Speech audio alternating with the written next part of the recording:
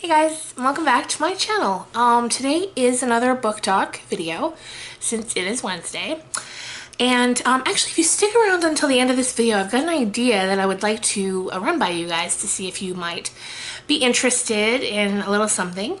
So stick around for that, and for now, let's just get right back into the books.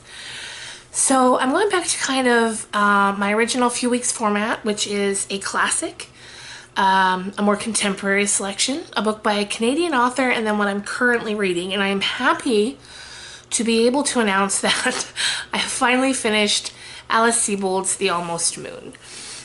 It was a heavy read, and it took me much longer than it normally does to get through a book, but it was worth it. So with this week's classic, I wanted to talk about Jonathan Livingston Seagull. Now, this book is hard to describe. It's really something that more has to be experienced than told to you. And it's about a seagull, Jonathan Livingston Seagull, as the title would suggest. And he is a little seagull who is very sick and tired of everyday seagull life. And he decides that there's more out there for him. And he's very passionate about flying in all of its forms. Not just the flying that birds do, but death-defying flight. The flying that other animals do. And it goes on. So the first part is about him discovering that. The second part kind of has him meeting other birds, different birds. The third part kind of takes him to another plane of existence, and it's just, it can't be described properly. But what it boils down to is this book is about following your passions, being who you are in a world that wants very much to make you conform to what it wants you to be. And it's just wrapped up in this beautiful package with this adorable bird that it's just such a feel-good story. And it's very, it's very short. There's pictures, the text doesn't even take up whole pages. So it's a quick and easy read. You can read it in 1 or 2 sittings. And it's wonderful for rereading. And I would highly, highly suggest it. So that is that. Next up, the more contemporary selection is The Private Lives of Pippa Lee by Rebecca Miller. Now, this is so good. This is about Pippa Lee, who's now 50 years old, and she finds herself in a very safe, very comfortable sort of life.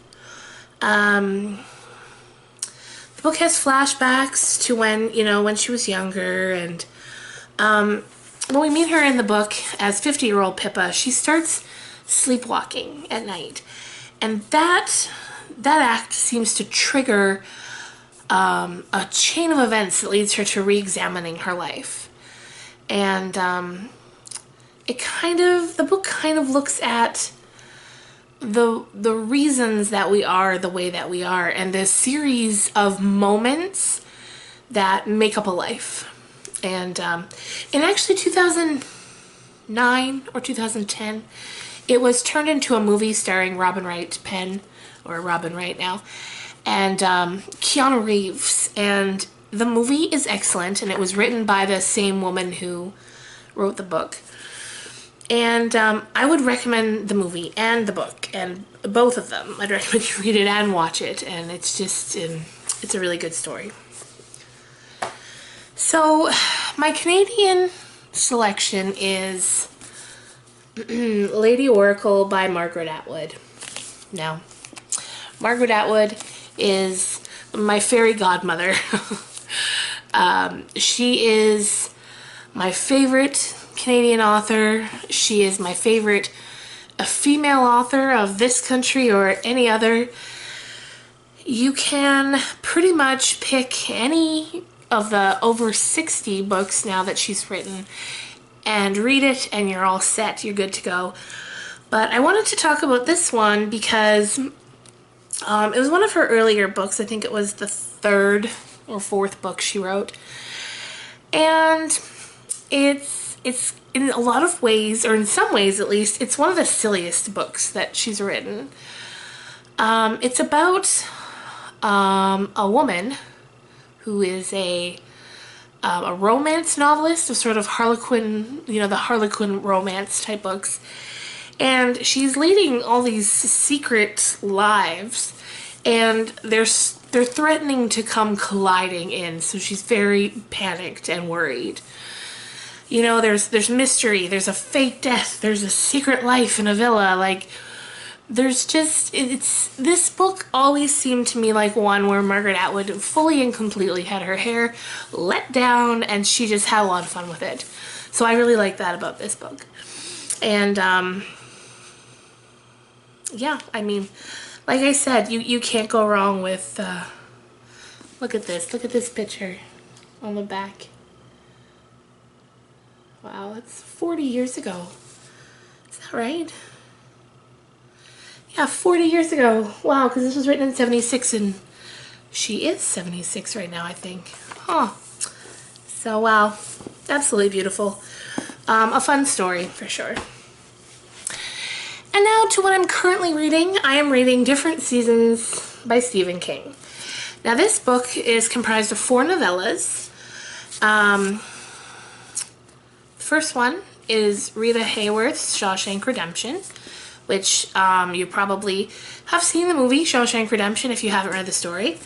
The second is Apt Pupil, which was also a movie.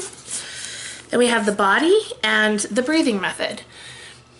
Now, I've already read Apt Pupil, and I look forward to reading it again because I remember being really scared by it. And this is actually, shockingly, to me, the first time I'm reading The Shawshank Redemption. So I'm on that book, that novella right now. And it's beautiful, and a lot of people don't realize that he wrote The Shawshank Redemption and The Green Mile. He kind of just gets pinned in as, you know, the master of horror, but he's much more than that. So, yeah, definitely enjoying this. And I'll let you know once I'm done what I thought of it. So, now getting to my idea. I was thinking if anyone was interested, maybe we could start a book club here together.